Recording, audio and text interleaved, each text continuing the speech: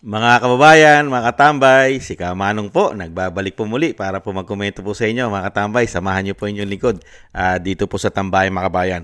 Magandang umaga po muna, tanghali, hapon, gabi, madaling araw po sa ating lahat. Saan man sulok sa ating bansa o saan man sulok sa mundo tayo naroon, ay maingatan po tayo mga kababayan. Ito po, komentuhan po natin mga tambay. Ito pong pahayag ng palasyo sa pangunguna po ng kanila pong USEC na tinatawag ng Vice President na garbage in, garbage out. Hindi po matanggap ng USEC ang sinabi po ng COA, yung unmodified mga katambay, na ang Vice President ay maayos at tama ang paggastos at paggamit ng pondo ng bayan. Hindi po matanggap ito ng isang USEC na tinatawag na garbage in, garbage out. Hindi raw po kasi patunay o walang na hindi raw po ito kahulugan o sinasabing hindi dapat ito magsalba ng isang opisina katulad ng Office of the Vice President ay walang korupsyon. Hindi raw po ito patunay na walang anomalya. Unbelievable mga kabayan. Komentuhan po natin. Pakinggan po muna natin ang palasyo at ang USEC na tinatawag na garbage in, garbage out ng Vice President. Pag sinabi po kasing unmodified opinion, it pertains only to the financial statement presentation. So, ibig sabihin, sumunod lang po sa financial reporting framework. Kumbaga, yung format, kung ano yung laman, nagbalanse. Pero hindi po ito nagpapatunay na walang anomalya.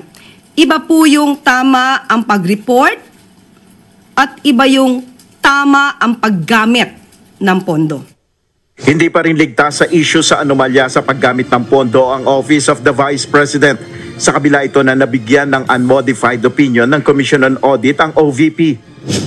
Ayon kay Palace Press Officer Yusek Claire Castro, hindi pa tungkol sa compliance at performance audits ang ibinigay na opinyon ng COA sa OVP para sa taon 2024. Kung nagkaroon man po ng unmodified opinion ang COA for 3 years in a row ang OVP, hindi po nangangahulugan na walang irregularidad sa paggamit ng pondo. Dahil iba po ang pag-audit sa paggamit, ito nga po yung compliance and performance audits. Tatlong sunod-sunod na taon na nakakuha ang OVP sa ilalim ni Vice President Sara Duterte ng unmodified opinion. Ibinibigay ang unmodified opinion kapag ang mga inihandang financial statements ay naaayon sa angkop na financial reporting framework. Patunay nito ayon kay Yusek Castro, may notice of disallowance ang OVP. Dahil kahit po nagkaroon ng unmodified opinion ng COA sa OVP since 2022, meron pa rin pong notice of disallowance sa halagang 73 million pesos sa confidential funds. Meron din pong notice of disallowance or na-flag ang 164 million ng OVP for the 2023 confidential funds at meron pa rin pong na-flag sa pagbabago campaign at negosyo taday. Naging usapin ang umano'y maling paggastos ng confidential funds ng OVP na isang naging batayan ng impeachment complaint kay VP Sara. Wala pang opisyal na reaksyon ng OVP ukol sa mga sinabi na ito ng Malacanang. Ngunit una nang sinabi ni VP Sara na ang naturang report ay nagpapakita na sumusunod ang kanyang tanggapan sa mga hinihingi sa kanila kaugnay ng mga paggastos sa kanilang pondo. It shows the transparency and accountability and the compliance of the Office of the Vice President with all the regulations required by law. So we are thankful for the hard work. I am thankful for the hard work of Office of the Vice President personnel. Nel Maribuhok, UNTV News and Rescue. Nakakatawa po mga tambay. Ang USEC, talaga pong nagiging bobo na lang po yata talaga. Nagpapakabobo at nagpapakatanga na lang, mga kababayan. At nagpapakakowa po. Nagpapakakowa na rin po ang USEC, mga tambay. Kowa na rin po siya ngayon. Yung trabaho po ng COA, talagang hindi po umuubra po sa isang USEC, mga kababayan. At dito po lumalabas na tanging Vice President lang po talaga sa lahat po ng ahensya ng gobyerno kasama ang institusyon ng Kamara at Senado at pati ang Office of the Vice President ay Office of the President. Ang Office of the President po natin ay wala po itong nilalabag na korupsyon. Lalo-lalo po pag nagsumiti na po ito ng kanilang audit, ang COA audit po nila. Magsusumiti po yan Di po ba mga kabayan? At dito po, lumalabas po na ang presidente po pala, pag nag-submit po ng kanilang COA report sa COA, yung kanilang paggastos, lumalabas po pala na hindi po pala dapat natin paniwalaan ang kanilang mga dokumentong sinasubmit sa COA. Dahil hindi po nangangahulugan na ikaw ay nag-submit ng dokumento na tama ang paggastos mo ay walang korupsyon. Dapat po pala hindi natin paniwalaan ang Malacanang dahil nagsasubmit din po sila ng reports sa COA kung paano po nila ginagastos ang isang damukal na pondo ng presidente, lalong-lalo ang confidential fund at intel fund ng presidente. Mga kabayan, napakarami po nito. Hindi po bababa ito sa 4.5 billion. Huwag po pala nating paniwalaan kung ang paniniwalaan po natin ang sinasabi ni Yusek Castro na tinatawag na garbage in, garbage out. Mga kababayan, huwag po nating paniwalaan ang mga isasubmit na mga dokumento ng Office of the President sa COA dahil hindi po ito nangangahulugan na wala silang korupsyon. Meron po pala. Dahil ganyan po ang paniniwala ng isang Yusek. Hindi po nangangahulugan na sinasabi niya pagka nagdeklara at nagpahayag ang COA ng unmodified opinion sa isang katulad ng isang Office of the Vice President ay hindi raw po nangangahulugan na wala itong korupsyon at walang anomalya. Mga kabayan. Kaya dito po natin napapatunayan na talagang sinisingle out lang po nila pagpapabagsak. Kailangan po talaga nilang pabagsakin ng Vice President para po yung sinasabing hindi na po mawala sa kanila ang kapangyarihan niyatang naibalik sa kanila sa tulong ng pamilya Duterte. Pamilya Duterte ang tumulong makabalik sa kanila sa kapangyarihan at sila naman po ngayon yata ang mag-aabolis para hindi naman po sila mawala na sa kapangyarihan. Lahat po'y gagawin nila kasinungalingan. Hindi kaya puro kasinungalingan? Bobo, tanga na lang po at gago ang maniniwala rito sa Yusek na tinatawag na garbage in, garbage out.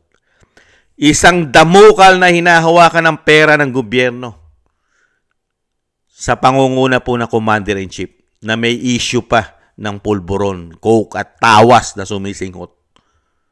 6 trillion mahigit ang pondo po natin nito pong 2025 national budget. Wala po palang anomalya.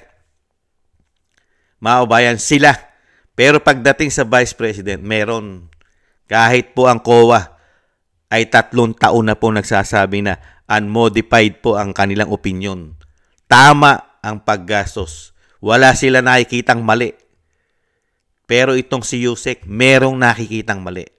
Paano naman po kaya, Yusek, wala po ba kayo nakitang mali sa pinirmahan ng Pangulong Marcos sa 2025 national budget? Wala po bang anomalya dyan? Walang korupsyon?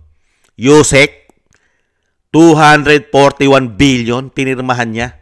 Blanco, nasingitan. Yusek, walang korupsyon yan. Walang anomalya. Tanging sa Vice President lang. Meron. At yung confidential fund niya, wala anomalya yon. Yusek, wala. Malinis lahat yon. 4.5 billion. Yusek, nagtatanong lang si Kamanong, nagpapakabobo po yata kayo. Hindi po ba kayo nagpapakabobo, Yusek? Nagtatanong lang po si Kamanong. At kamusta na rin po ba? Wala po bang anomalya?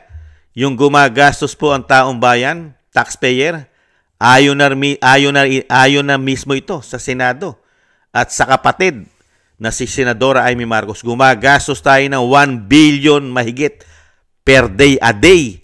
Araw-araw gumagastos tayo araw-araw na 1 billion mahigit sa proyekto po ng kanyang kapatid, ang flood control. Wala po bang korupsyon yan? Walang anomalya po ba yan? Yusek, walang anomalya? Wala po. At yung Maharlika Investment Fund na pinagmalaki po Pinagmalaki po ng Malacanang at kasama po dyan ang anak na sinasabing future president nila. Maharlika Investment Fund. Kamusta na po yan? Wala po bang anomalya yan? Wala po bang corruption yan, Yusek? Wala po. Wala po. Malinis po ang pamahalaan pagdating sa korupsyon. Kamusta na po yan? At yung pagbebenta po natin ng ginto, ano na po balita dyan? Malinis po ba ang pagbebenta natin? Ano po nangyaring programa dyan? Ano po nangyari sa ginto? Malinis po ba yan? Walang korupsyon? At yung paglipat po ng pera sa PhilHealth, Yusek, malinis po ba yun? Yung 89 billion? 60 billion na po ang nailipat? Malinis po ba yun? Walang korupsyon? Pati po ang pera yata sa GSIS, SSS, PDIC, at marami pang iba. Malinis po ba yun? Yusek? Yung pagpapamigay po ba ng ayuda ng gobyerno? Malinis po ba yun, Yusek? Wala po bang korupsyon yun? Yung mga nakita ng mga Pilipino, nakita namin kung paano ipamigay ang pera ng mga politiko sa pangunguna na tinatawag na mga buhaya daw. Di po ba? May mga question po ito. May mga issue sa ombudsman. Di po ba? Vote buying pa nga. Pera ng taong bayan ang gamit. Hindi kaya? Ganyan po ginagago at binobobo ng isang Yusek ang mga tagasunod nila. Sila na lang po ang nagpapakabobo. At nagtataka rin po tayo sa media. Nagtataka po ako. Wala pong kumu-question na media dito sa Yusek, sa Malacanang. Wala. Hindi man lang nila kinwestiyon si Yusek na tinatawag na garbage in, garbage out. Di sana, tinanong ng media, paano po yung sa presidente? Nagsasubmit din po yan ng mga dokumento. Hindi po pala dapat paniwalaan kahit mag-submit ka ng dokumento. At sinasabi ng COA na unmodified opinion sila. Di po ba? Pero pipilitin mo pa rin na may korupsyon. Bakit? Bakit hindi itanong naman ng media? Paano po yung mga hinahawakang pondo ng presidente? Ano naman po kaya ang masasabi nyo dyan? Lalong-lalo po pag nag-submit siya ng mga dokumento. At mga gawa-gawang pangalan din. Mga alias din ang pangalan sa kanyang confidential fund dahil pag-iingatan po lahat. Ayon sa kanila, kailangan ingatan at proteksyonan ang mga pagkakakilanlan ng gagamitin nilang mga asset o mga mag-iimbestiga sa mga gusto nilang imbestigahan. Di po ba? Gagamit din po ng alias yan. Di ibig sabihin pala. Di ba? Dapat tanungin din ng media. Kamusta din po naman? Wala po bang anomalya, korupsyon ang presidente ng Pilipinas? Dahil kinu-question nyo at ayaw nyo rin paniwala na sinasabi ng COA, yung unmodified opinion nila. Ayaw paniwala na Yusek. Kaya dapat itong si Yusek ay umalis na riyan. Lumipat na po siya sa COA dahil mas matalino po siya sa COA. Si Yusek, itong tinatawag na garbage in, garbage out, ay isa po yata itong napakagaling na auditor. Auditor po ito, hindi yata ito yung abogado. Auditor po, lahat po ay napakagaling. Inappoint lang po siya dyan para yata maging attack dog lang yata, mga kabayan. Siya po yata ang totoo at tunay na attack dog. Hindi kaya. Siya pala talagang tunay na attack dog. Hindi po ang sinasabing nandun daw po sa Office of the Vice President. Hindi po ba? Ganyan po nila ginagago at ginagawang tanga at bobo. Para lang po madala ang issue ng korupsyon sa Vice President. Pilit nilang sinisiraan at pilit nilang bine-brainwash ang utak ng mga Pilipino. Pinaniniwala nila na ang talaga at kaisa-isa lang na korap, kaisa-isa lang korap sa gobyerno ay ang Vice President lamang. Wala nang iba. ni wala siyang binanggit na malalaking korupsyon, numero ng pera maliban po sa 125 million. Grabe. Wala po siyang binanggit na malalaking korupsyon sa loob ng mahigit 3 taon. Maliban lang po sa Vice President. Mga kabayan, ganyan po katindi siya. Ganyan po katindi ang gobyerno nila. Walang korupsyon sa institusyon ng Senado. Walang korupsyon sa institusyon ng Kamara. At lalong-lalong walang korupsyon sa Office of the President. Nada. Pero, nagkabaon-baon tayo sa utang. Napakalaki po na naidagdag sa ating utang. Hindi na po bababa sa 17 trillion ang utang natin. Nung panahon ni dating Pangulong Duterte, lumobo ang utang natin na sa 12 trillion. 12 trillion mahigit po. Ang naging utang po sa loob ng lumobo na po yun. Hindi po yung 12 trillion ay kay dating Pangulong Duterte. Maraming presidente pa po yun. Pero yung sinasabi natin, nagtapos po siya ng 12 trillion na ang utang ng bansa. Pero napakarami pong programa. Build! Nalinis pa yung mga pamoso natin, mga basurahan. Naging tourist spot pa ang Manila Bay. Gumanda pa ang Ilog Pasig. Luminis pa ang Boracay. At napakarami po natin nagawang pantalan, airport, na binebenta pa yata nila ngayon ang mga airport na napagawa ng build. Hindi kaya? At isang damukan na karsada, widening sa mga tourist spot. At pati po ang ating mga lisensya, passport, 10 taon. Tapos, pati po ang ating mga magulang, ang ating mga lolo at lola na hindi po nakapag-contribute sa SSS, binigyan din po ng pension kahit walang contribute. Di po ba? Sinabatas. Pati ang ating state colleges, libre na. Di po ba? At tinaasan ang mga sweldo ng men in uniform. Isinabatas. Di po ba? Napakarami nagawa. Isang damukal. Di po ba?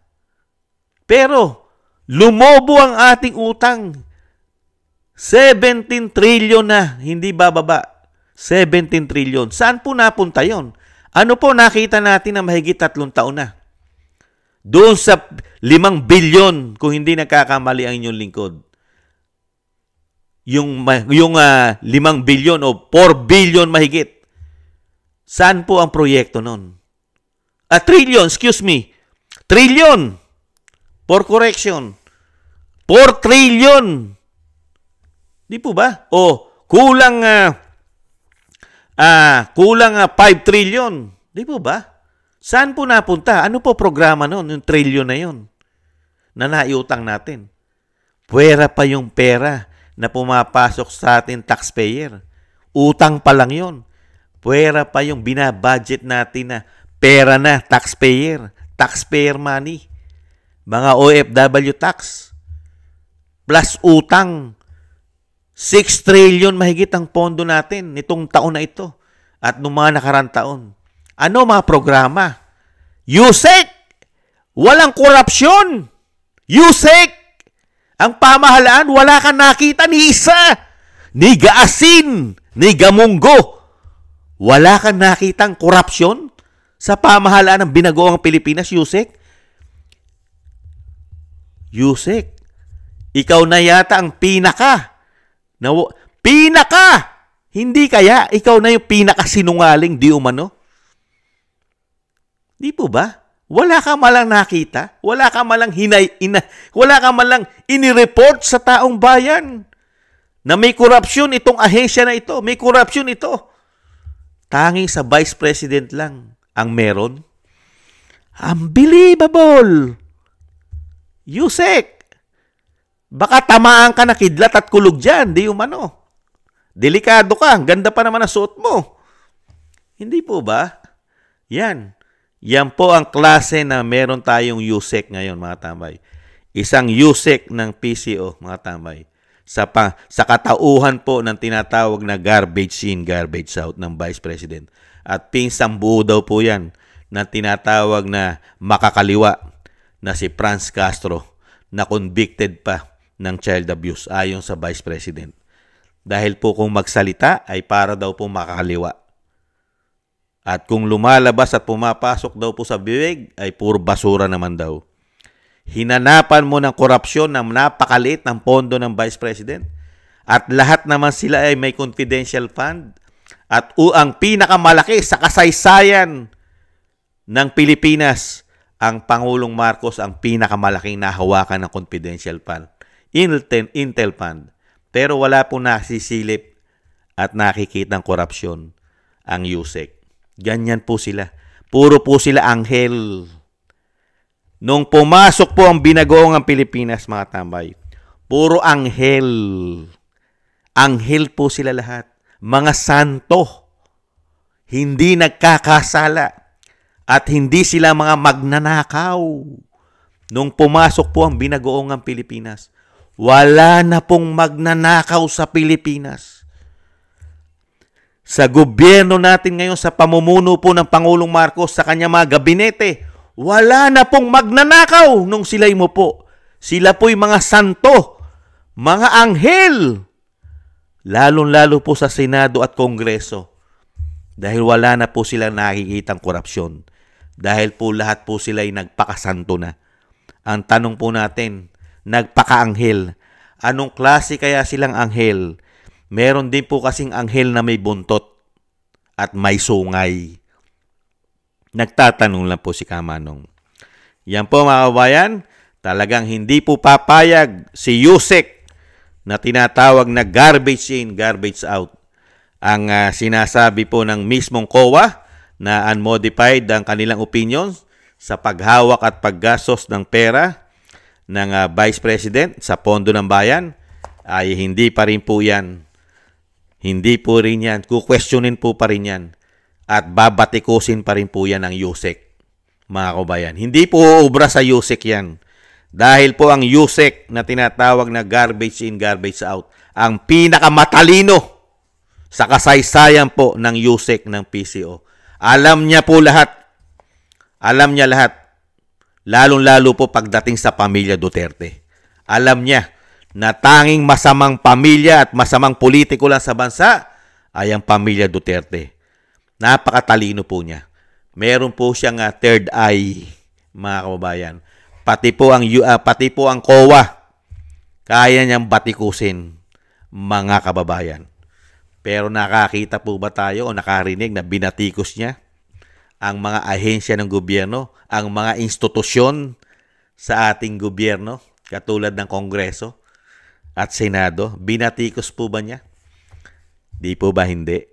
Magkakasabwat kaya. Dahil nga puro na sila anghel. Anghel. Yan po mga kabayan. Yan po. Wala naman po talaga tayong aasahan dyan. Dahil yan po yata ay tinalaga bilang maging attack dog lamang yata. Ngayon lang po tayo nakakita na isa pong tagapagsalita ng Pangulo. Ang lumalabas sa bibig ay puro po basura di umano. At puro po batikos. Dapat po di po ba yung mga nakasanayan po kasi natin tagapagsalita ng Pangulo. Kasi after ego niya yan eh. Yung sinasabi po kasi niyan, dapat yun po yung nangyayari at galing mismo sa pahayag ng Pangulo. Di ba? Lalong-lalo po yung mga programa. Ay ipinagmamalaki sana dyan ay mga programa, mga proyektong, mga programa, mga plano, mga natapos na. Di ba? Yan po ang dapat natin naririnig sa isang tagapagsalita ng Pangulo. Pangkaraniwan po yan sa dami po na nagdaang tagapagsalita ng Pangulo. Di po ba? Sa tinatawag na spokesperson. Puro po ibinabalita sa mga Pilipino ang mga programang napakagaganda, kapaki-pakinabang sa buong Pilipinas, sa mahigit 100 milyong Pilipino. At mga proyekto na pakikinabangan ng mga Pilipino. Mga natapos ng malalaking proyekto ang dapat ipinagmamalaki. Pero sa kasaysayan po ng ating gobyerno, nung pumasok po ang mga anghel at mga santo na gobyerno, tanging nakatutok lang po ang spokesperson ng USEC sa mga Duterte. Mga kababayan, lahat po, araw-araw, mula po nung siya po ay iniluklok dyan, mga kababayan. Kaya nga po natatawag siyang aso. Siya raw po ang naging kapalit nung tinatawag na dating aso sa Senado. Siya na raw po ngayon, mga kababayan. Totoo kaya yun? Maraming salamat po mga kababayan sa gusto po ng Tambayan mga kababayan sa YouTube at TikTok at ganoon din po sa mga nagko-comment, like, share, and subscribe. At maraming salamat po sa ating mga subscribers. Maraming salamat po sa inyo. Ingat po sa inyo. Ingat po kayo. Shoutout po sa inyo. Mabuhay po kayo mga kababayan. Thank you rin po sa mga biyaya na pinagkakalob nyo po. Shoutout po. Thank you po. Norma Garcia, Michelle Yamaguchi Vlog, Rosalina RK, Team 888, Wills Bubbles 5697, si Arfel Villacorta, si Teodorico Erguisa Jr., si Annie Jo, ako si Pilam, Jovelyn Watanabe ng Japan, si Jem Aris ng United Arab Emirates, Baby Roman, Ate Isa ng Cagayan, Julieta Silona ng Sydney, Australia, Gina Ray Solidides ng Berlin, Germany, Jake Yahoo 4531 ng Maisog, California, USA, at si Eric Hershaw ng Canada, at si Kingston ng Hong Kong, at si Gina Ray Solid ng DDS Berlin, Germany, at siyempre po si Jake Yahoo 4531 ng Maisog, California, USA. Maraming salamat po mga kababayan sa inyo po mga tulong at biyaya na pinagkakalob. Ingat po kayo mga kababayan, lalo po sa inyong mga paggawa.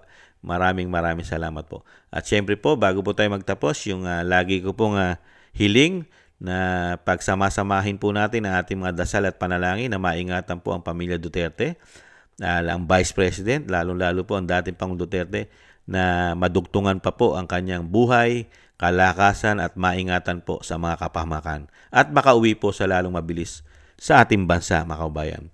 At muli po mga tambay, thank you po at ingat po tayo sa muli po. Paalam po, ingat po. Bye-bye.